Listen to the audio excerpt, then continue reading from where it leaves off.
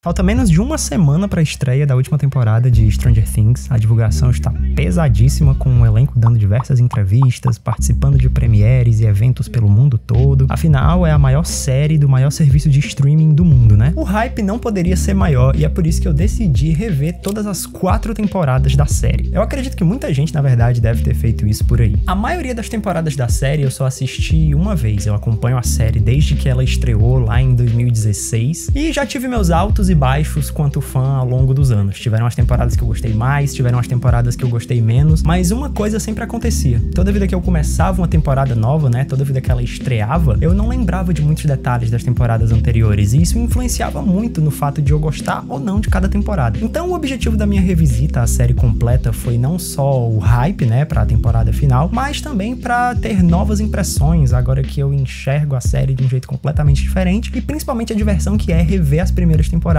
sabendo de toda a lore que foi construída depois. E é importante dizer que isso aqui não é um recap, um resumo das temporadas anteriores para vocês lembrarem tudo direitinho. São as minhas impressões, ou reimpressões, né? A opinião de alguém que acompanha Stranger Things desde que ela foi criada e que tá super animado para esse ato final. Inclusive, se você tiver atrás de um resumo, porque tá sem tempo para ver as temporadas anteriores, eu te recomendo fortemente o Replay Miga Stranger Things, um podcast do canal Entre Migas, que eu sou super fã e que eu acompanhei o lançamento, que elas foram revendo episódio a episódio ao longo dessas últimas semanas. Também tem os resumos da Carol Moreira, que eu acho particularmente os melhores do YouTube. Ela foi lançando eles bem detalhadamente conforme cada temporada foi saindo. Mas vamos lá falar finalmente de temporada a temporada.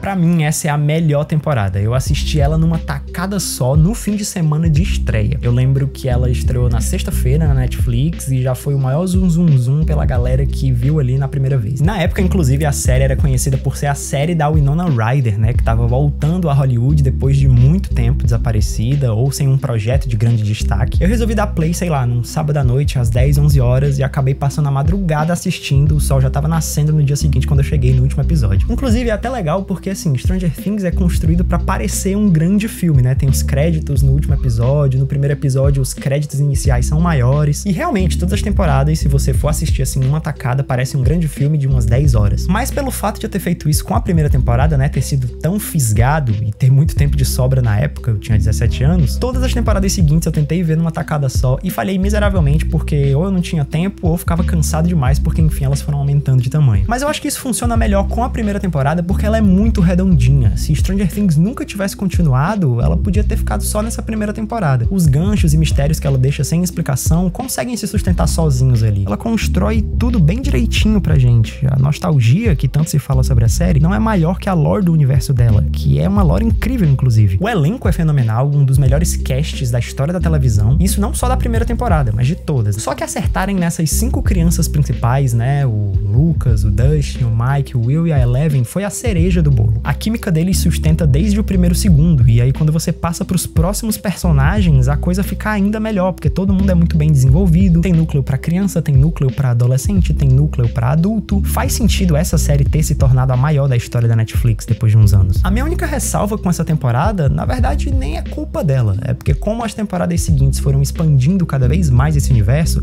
muita coisa aqui parece um furo, tipo o Demogorgon que abre portal à torta e à direita no momento que ele quer, e aí nas temporadas seguintes a gente vê que abrir um portal é algo muito mais sério. Ele simplesmente fica passando do mundo invertido pro nosso mundo a todo momento. Tem a questão da morte do Dr. Brenner, que eu sei que não aparece corpo, mas assim, a série deixa a impressão na gente de que ele morreu, e eu me sinto super enganado quando ele aparece vivo depois. E eu sei que depois, na segunda temporada, vai ter um personagem dizendo que ele tá vivo, só que você não sabe se é verdade ou se é mentira. Eu preferia que tivesse parado por ali, porque o personagem que aparece dizendo isso no segundo ano tá numa situação de vida ou morte e essa informação pode salvar a vida dele, então faz todo sentido ele ter dito aquilo. Não quer dizer que fosse verdade. Enfim, essa primeira temporada, pra mim, capta bastante essa linguagem infanto-juvenil da nova geração, né? Pós Harry Potter, Crepúsculo, conversa muito mais com a juventude de hoje. O que é curioso, porque é uma série que se passa nos anos 80, então você vê muitas referências às músicas, aos filmes, ao estilo daquela época, o que se reflete sim na atual geração, que é uma geração muito mais nostálgica por um tempo que nunca viveu do que qualquer outra deve ter sido no passado. You like the Clash? For real? For real. Definitely. Should I cool it or should I blow?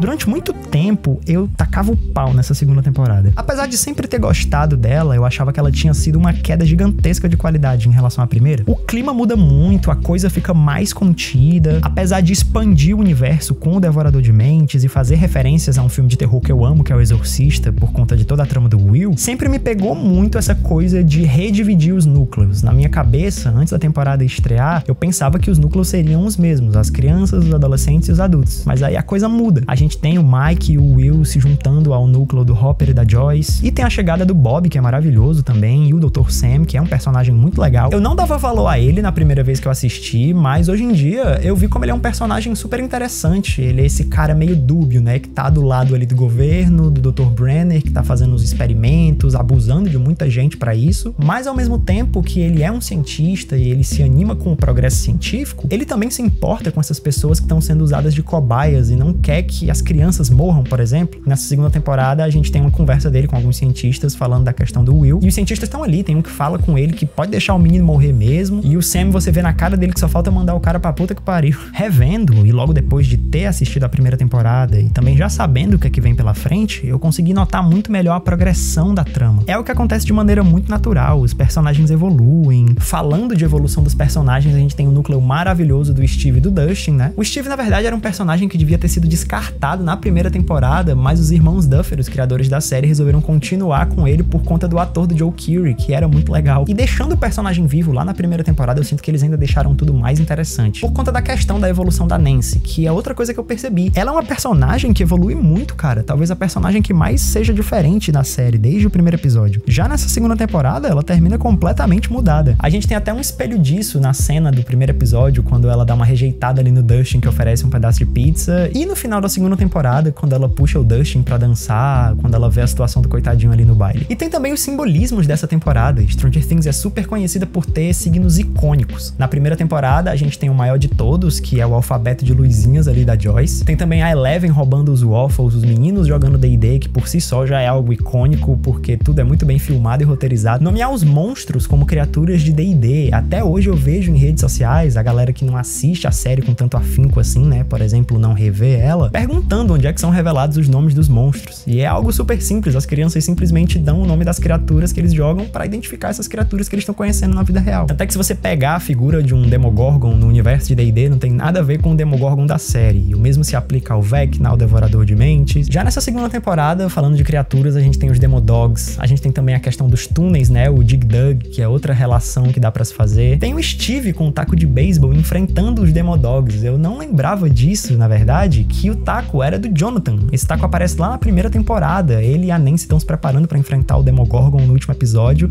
O Steve aparece, tem uma cena super engraçada, e ele pega o taco já naquela cena e usa pra bater no Demogorgon, que é uma cena foda. E aí na segunda temporada eles recriam esse momento, só que com o Steve enfrentando sozinho um bando de Demodogs. A morte do Bob também é icônica, ele já é o segundo personagem que morre tendo sido apresentado na mesma temporada. Na primeira temporada a gente teve a Barbie acontecendo isso, mas aqui no ano 2 a gente sente muito mais, porque o personagem participa muito mais da trama. Ele é um cara muito legal, até que teve gente que assistindo já tava com a ideia de que ele ia morrer dali pro último episódio, mas é muito emocionante porque a forma como ele morre é justamente pra salvar a vida dos outros, depois de dar um discurso inclusive dizendo que namorar com a Joyce é um sonho de vida pra ele. E ele é interpretado pelo Sean Astin, né, que é uma figura clássica dos anos 80. No meu caso eu lembro dele mais por Senhor dos Anéis, já que eu sou de 99 e cresci com os filmes do Peter Jackson.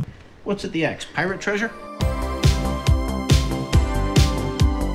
Até hoje, a terceira temporada é a que eu menos gosto, ainda que nessa revisita eu tenha compreendido mais a situação dela. Eu já ouvi falar, não sei até que ponto isso é verdade, que essa temporada foi feita por pressão da Netflix. Você nota que o orçamento da primeira temporada pra segunda já tinha dado uma aumentada exponencial ali, mas na terceira a coisa fica muito maior. Inclusive a trama é muito mais megalomaníaca, né? A gente tem um vilão que tá matando centenas de pessoas pra criar um corpo aqui no nosso mundo feito da carne delas. E aí tem toda aquela batalha com cara de blockbuster no Starcourt Mall, né? O shopping, inclusive, é incrível, ele foi construído todo de verdade. Não sei se todo, né? Os caras não construíram um shopping completo, mas pelo menos aquela parte principal ali, com a praça de alimentação, foi tudo construído de verdade. A Netflix começou realmente a botar muito dinheiro nessa terceira temporada. Mas justamente, o que eu já vi por aí é que os irmãos Duffer queriam sim lançar a terceira temporada, mas queriam ter mais tempo de preparação, porque eles queriam organizar a lore toda direitinho e apresentar do jeito deles. Mas como a Netflix queria logo a terceira temporada,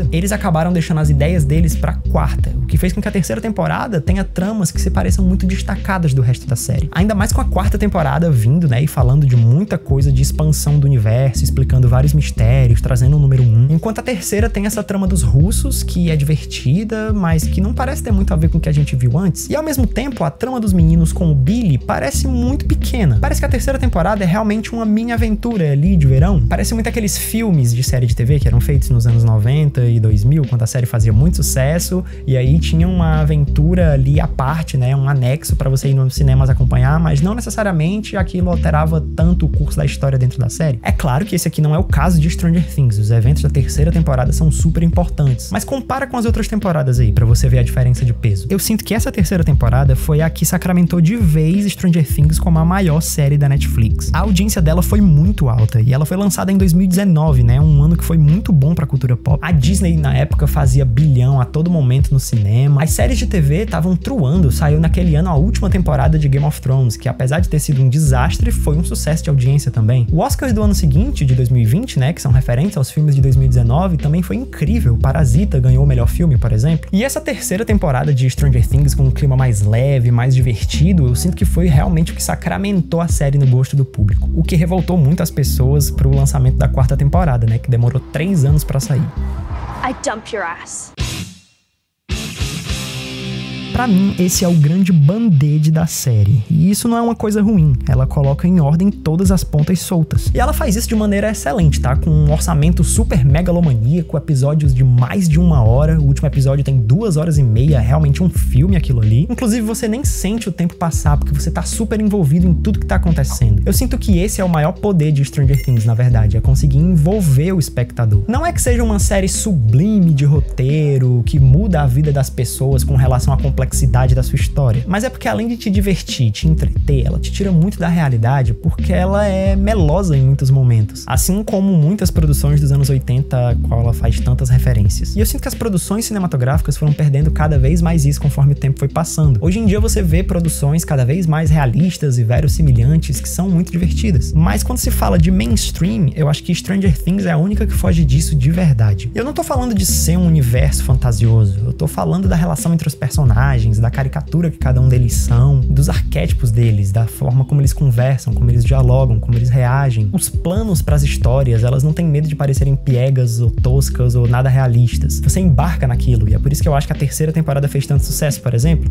E aqui no 4º ano a coisa extrapolou de vez. Eu, na verdade, quase abandonei Stranger Things na 4ª temporada, porque o gap entre a terceira e a quarta foi tão grande que eu não lembrava mais nem o que estava acontecendo, só lembrava que a terceira tinha sido mais bobinha. Mas é impressionante o poder que essa série tem, porque assim que ela estreou, todo mundo já começou a enlouquecer de novo, justamente pela forma como ela conta a sua história. E eu já tava completamente capturado de novo. Eu assisti a 4ª temporada em 2 dias, mais ou menos. Pelo menos os 7 primeiros episódios, né? Porque essa temporada, ela foi a primeira da série a ser dividida em blocos. Os 7 primeiros episódios saíram antes, e aí os 2 finais saíram 1 mês depois. Então foi 1 mês de teoria muito legal ali. Porque como eu disse, essa é uma temporada que explora muito a lore e dá várias explicações, também criando novas dúvidas pra ela responder nos 2 episódios finais. Então eu lembro que teve muito hype pra série naquela época, muito vídeo de teoria, muito vídeo de react, todo mundo apaixonado pelo Ed, que inclusive se tornou o meu personagem favorito da série, todo mundo teorizando que ele ia morrer, eu incluso, e aí no final tava todo mundo certo, só que os caras conseguiram fazer a morte dele ser ainda mais triste. Tem a apresentação do Vecna, que é incrível, né? Finalmente Stranger Things ganha esse grande vilão, que já era o Devorador de Mentes, né? Mas aqui ele ganha um rosto, ganha um nome, ganha uma história de origem, é tudo muito mais palpável. Tanto é que agora, grande parte do hype pra temporada final é por conta dele, né? Todo mundo querendo saber qual é o resto da sua história de origem, qual é o seu objetivo final, qual é o seu plano, por onde é que ele anda, qual a ligação de verdade dele com o Will, que inclusive é uma coisa que os irmãos Duffer souberam amarrar muito bem, né? Eu não acredito que desde o começo os irmãos Duffer sabiam que o Will desapareceu nas mãos do Vecna ali desde a primeira temporada, que ele foi especialmente escolhido e que eles já sabiam como a série iria acabar desde o início. Não, eu realmente acho que eles em algum momento pararam e decidiram tudo isso. Mas a quarta temporada serve muito como um band-aid pra amarrar tudo isso. Eu acredito que os irmãos Duffer são incríveis contando histórias porque eles conseguiram fazer tudo ficar coeso. Agora sim, a quarta temporada não é perfeita, tanto é que ela não é minha favorita. Minha favorita continua sendo a primeira. Tem o núcleo da Rússia que eu acho horroroso, completamente desnecessário. Se na terceira temporada eu já tinha achado a questão com os russos toda enfiada ali de qualquer jeito, aqui na quarta eles resolvem evoluir isso. E não é que é ruim, só que o resto todo que tá acontecendo é muito mais interessante. Toda vida que corta ali pra Joyce, o Murray, que eu acho super engraçado, e o Hopper, eu fico, tá bom, vai, me diz aí o que tá acontecendo rápido e volta pros meninos que eu quero ver eles investigando o Vecna. Ou então eu quero ver a Eleven treinando com o Brenner, ou o Mike, o Will, todos indo atrás dela. Mas no final eles conseguem fazer tudo ficar catártico ali, tocando a icônica, né, Running Up That Hill, com o clímax de cada um desses núcleos acontecendo todos ao mesmo tempo. O Hopper matando um Demogorgon com uma espada, eu acho muito legal isso. Aquilo que eu falei, Stranger Things não tem medo de parecer tosco. O retorno do Brenner, que como eu falei, eu acho que ele devia ter continuado morto, eu não acho completamente desnecessário. A gente tem um desenvolvimento muito maior do personagem, ele se torna muito mais interessante, porque até então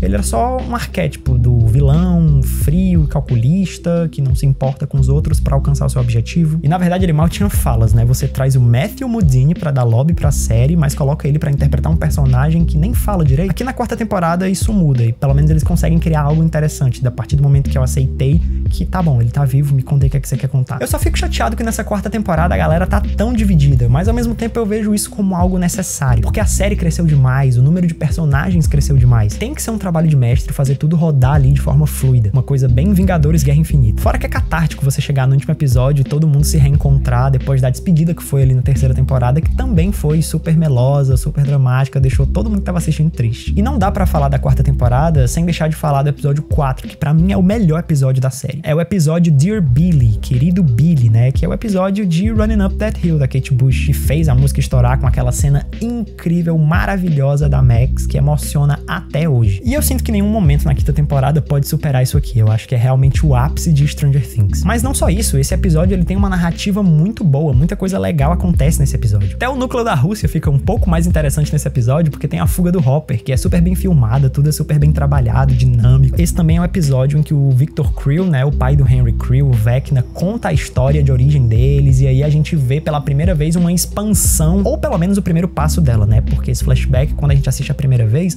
parece muito que é algo só de episódio, mas aí quando ela se conecta lá no episódio 7 com a história do Henry, aí a coisa muda, aí a coisa é ressignificada. Eu consigo entender perfeitamente todo mundo que fala que a quarta temporada é a melhor de todas.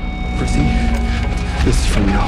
E como uma espécie de bônus aqui, eu queria falar de Stranger Things, The First Shadow, ou A Primeira Sombra, né? Pra quem não sabe, existe essa peça considerada cânone que fala da juventude do Henry Creel. Ela dá várias explicações sobre as motivações do personagem e até do Dr. Brenner. Ela cobre ali um período dos anos 40, no meio da Segunda Guerra Mundial, até a época da quarta temporada da série. E ela é um super sucesso, né? Ela estreou no West End, que é tipo a Broadway da Inglaterra, e ganhou o Olivier Awards, depois ganhou Tony, porque foi pra Broadway, enfim. Ela é uma super produção com vários efeitos especiais revolucionários. Ela inclusive é produzida pelo Jack Thorne, que é o mesmo produtor de Harry Potter e a Criança Amaldiçoada, a peça de Harry Potter, que também estreou com super efeitos especiais, ganhou vários prêmios, foi pra Broadway depois, quase veio pro Brasil esse ano inclusive. Enfim, é uma peça super aclamada. Ela só tem um probleminha, que é muito grande. Ela tem muitos furos de roteiro. A história se passa principalmente ali quando o Henry tá no ensino médio, e aí ele conhece a Joyce, conhece o Hopper, conhece o Bob. Inclusive, por mais que seja uma série que se passe uns 20 anos antes da primeira temporada de Stranger Things, a personalidade dos personagens tá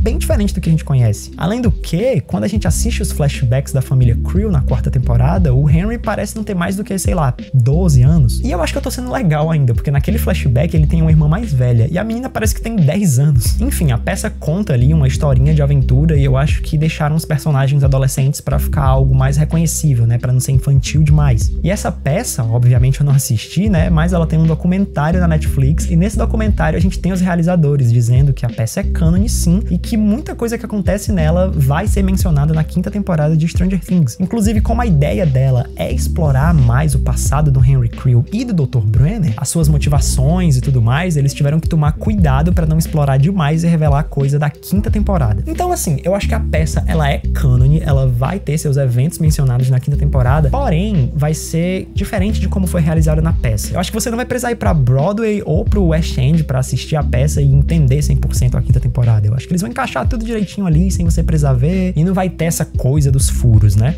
E finalmente, Stranger Things 5. Bora falar de teoria. Primeiro de tudo, tá? Eu realmente não acho que esse final da série vai ser ruim. A gente já tá aí acompanhando a série há quase 10 anos e a gente já tá acostumado com o modo dos irmãos Duffer contarem histórias e tratarem essa história. Aquela frustração que, por exemplo, eu senti da 1ª pra 2ª temporada, quando eles deram uma alterada nos núcleos e no clima da série, deixaram ela mais contida, enfim. Não que ficar mais contida seja algo que vai acontecer na 5ª temporada, isso não tem nem como. Mas eles sabem tratar esses personagens. E eles também sabem lidar com o público, já que eles estão com muitos anos de experiência. Fora que, como eu disse, essa história eu acho que já tá planejada, fechada já faz uns anos. Então eles sabem exatamente o que querem contar e como querem contar. Eu não acho que alguém vai morrer, que é o que muito se fala por aí, né, já que é a temporada final. E se morrer, pode não ser alguém tão importante ou querido pelo público como a Eleven ou o Steve, por exemplo. Se matarem o Steve, eu vou ficar indignado. Mas se você parar pra pensar, a maioria dos personagens, tipo, sei lá, Hopper, Max, que quase morreram, não faz mais sentido eles morrerem, a não ser que realmente construam algo muito especial pra eles no último ano, já que eles são esses personagens meio morto-vivos, né? Morreram, mas não morreram. Ou morreram, mas voltaram. E os outros sofreram demais. O coitado do Will, por exemplo, por mais que seja uma marionete do Vecna, pelo menos é o que todos os trailers desse último ano estão indicando, é um coitado que não tem um segundo de paz. Eu acho sim que nesse último ano, inclusive, vai ter um desenvolvimento finalmente concreto sobre a sexualidade do personagem, sobre ele ser apaixonado pelo Mike. Isso não era algo que eu tinha tanta certeza até rever as 4 temporadas e notar realmente como os caras vão deixando pistas. Por exemplo, o momento em que ele entrega o desenho pro Mike ali na 4ª temporada e começa a chorar porque o Mike não percebe do que o Will tá querendo falar com ele. E mais tarde, o momento dele com o Jonathan ali se abrindo, sem usar todas as palavras. Essa questão de sexualidade em Stranger Things é legal porque desde que a Robin foi apresentada na 3ª temporada, a gente vê como os irmãos Duffer sabem tratar desse tipo de assunto pra uma série que se passa nos anos 80, né? Que não era como são os dias de hoje. Uma coisa, inclusive, que eu não lembrava era que ela confidencia pro Steve, né? A Robin confidencia pro Steve na 3ª temporada que ela é gay, inclusive sem usar esse termo em nenhum momento. E o Steve nunca contou pra ninguém. Na 4ª temporada, a gente tem o Dustin, eu não lembrava disso, tentando empurrar a Robin pra cima dele, e o Steve fica toda hora ali dizendo que, cara, nós somos só amigos. Ele não fala em nenhum momento que não tem como eles ficarem juntos. Dá pra teorizar também sobre os núcleos que a gente deve ver nessa temporada final, pelo pôster principal, né? Se você notar o pôster oficial de cada temporada de Stranger Things, que tem ali todos os personagens e alguns elementos que vão ser importantes durante a temporada, normalmente os personagens que estão em núcleos juntos ali, né, eles estão sempre um do lado do outro. E pelas prévias que a gente viu até agora, já dá pra imaginar que, por exemplo, a Robin vai se juntar com o Murray pra resolver alguma coisa ali na rádio da cidade, que deve ser importante nessa temporada. O Mike parece que vai ter um destaque muito importante, o que era algo que estava sendo construído desde a 4ª temporada, né, com aquela história dele ser o coração do grupo, e parece que ele vai ter uma relevância enorme em relação a proteger as crianças da cidade, que talvez sejam alvos do Vecna nessa temporada. Inclusive a irmã mais nova dele, né, a Holly, que deve dar até um destaque maior pra senhora Wheeler, que fica colada nela o tempo todo. A Eleven e o Hopper parecem estar numa missão muito específica ali dentro do mundo invertido pra emitir algum sinal usando a rádio da cidade, talvez pra tentar fechar o mega portal do Vecna. Nessa temporada a gente também vai ter a Sarah Connor. A Linda Hamilton tá chegando nessa temporada pra fazer essa parte do governo, né, que é super importante em Stranger Things. E por último, eu acredito que essa temporada vai fazer ligação com o The First Shadow, né, a peça ali, a primeira sombra, principalmente em relação às motivações do Dr. Brenner. Mas eu sinto que nem 100% das coisas vão ficar claras. Eu acho que os irmãos Duffer são roteiristas que gostam de deixar parte pra interpretação do público. E se você assistiu o vídeo até aqui, muito obrigado por ter me acompanhado nesse esquenta pra 5ª temporada de Stranger Things. Eu tô super ansioso, é a minha série favorita da atualidade, né, que ainda tá lançando episódios. E eu vou comentar sobre cada um desses bloquinhos de episódios, né, vão ser 3 volumes que vão ser lançados até o final do ano. Os primeiros 4 episódios chegam agora dia 26 de novembro, depois vão ter mais 2 episódios de Natal e o episódio final, que deve ter, sei lá, 3 horas de duração, nada confirmado, tá, são vozes da minha cabeça, vai ficar pro ano novo. Inclusive esse vai ser provavelmente o primeiro primeiro vídeo de 2026 aqui do canal, né? Me sigam também no TikTok, porque eu voltei a postar vídeo por lá todo dia. São vídeos curtinhos, onde eu falo de diversos assuntos, inclusive com teorias de Stranger Things e muito mais. Mas eu também falo de música, de videogame, e é muito mais fácil produzir pra lá, né? Porém, ao mesmo tempo, não é um conteúdo tão aprofundado, mas eu consigo ficar em dia com assuntos do momento, por exemplo, coisa que eu não consigo aqui no canal, porque eu preciso de mais tempo pra desenvolver os vídeos. É isso, pessoal. Valeu e até a próxima.